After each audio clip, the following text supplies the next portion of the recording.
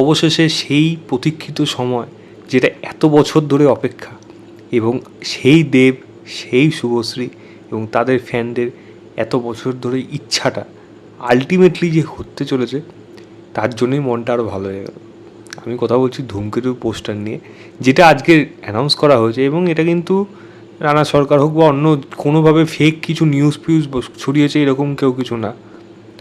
দেবের production house থেকে কিন্তু এটা করা হয়েছে এবং সেখানে পরিষ্কার তারা জানিয়ে দিয়েছে ডেট কবে আসছে, 14ই আগস্ট 2025। এবার 14ই আগস্ট বিশাল ক্ল্যাশ হবে, কারণ হিন্দির থেকে সবথেকে বড় সিনেমা থাকবে ওয়ার 2, প্রচুর স্ক্রিন খেয়ে নেবে এবং নো শো শেয়ারিংয়ে যাবে ওয়াইআরএফ, যেটা করে থাকে আগের থেকে। দেবের সেখানে একটা প্রবলেম হবে, পরিষ্কার কথা। বাংলা সিনেমা প্রথম দিকে জায়গা দেবে না, পরের দিকে লোকে সেটা দেখবে। কিন্তু দেবে কিন্তু নিজস্ব একটা অডিয়েন্স আছে। দেখুন ওয়ার 2 হোক বা কুলি হোক, কুলি কীরকম স্ক্রিন পাবে সেটা নিয়ে আমি এখন খুব একটা বেশি মানে ওরকম ভয়ের কিছু নেই যে কুলি বিভৎস কিছু স্ক্রিন নিয়ে নিল।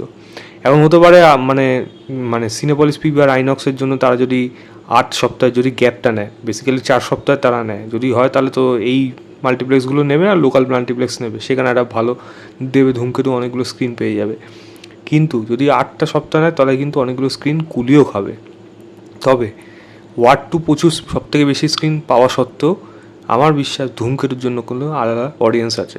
শুধু দেব, শুভশ্রী, তাদেরকে এত বছর অপেক্ষা এবং দেবের সেই লুক যেটা দেখার জন্য প্রত্যেকে অপেক্ষা করে আছে, তার উপর কৌশিক গাঙ্গুলির সিনেমা, মানে সমস্ত কিছু মানে পরিবেশনা মানে পুরোপুরি শুরুর থেকে মেনুপথটা কিন্তু পুরোপুরি দারুণ, মানে মারাত্মক। এবং সেটা এত বছর ধরে আমরা দেখতে পাইনি, যেটা দেখার জন্য কিন্তু এত বছর ধরে আমাদের অপেক্ষা করে থাকতে হচ্ছে, আলটিমেটলি আসছে।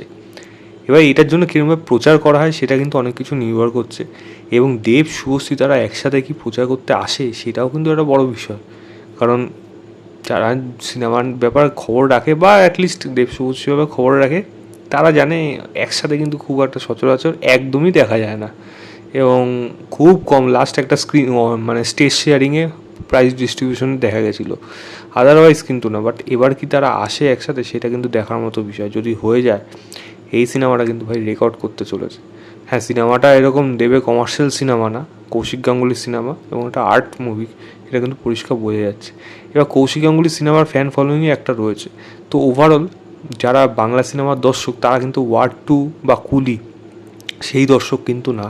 এখানে কিন্তু রীতিমতো পারিবারিক দর্শক থাকবে, কৌশিক গাঙ্গুলির দর্শক যারা একটু এজ অডিয়েন্স থাকে তারা থাকবে, প্লাস দেব, শুভশ্রী তাদের ফ্যানরা থাকবে। তো সেখানে কিন্তু বেশ ভালো রকম ব্যবসা আমার বিশ্বাস এই সিনেমাটা করতে চলেছে। তো দেবের এই বছর মানে আগস্ট মাস মানে দেবের জন্য আমার মনে হয় আরেক একটা দেব, শুভশ্রী, কৌশিক গাঙ্গুলি সবার জন্য, প্রোডাকশন হাউসের জন্য একটা আলাদা যুগ আসতে চলেছে এবং এই সিনেমাটা বেশ ভালো রকম ব্যবসা করবে, সেটা আমার কিন্তু আশা রয়েছে।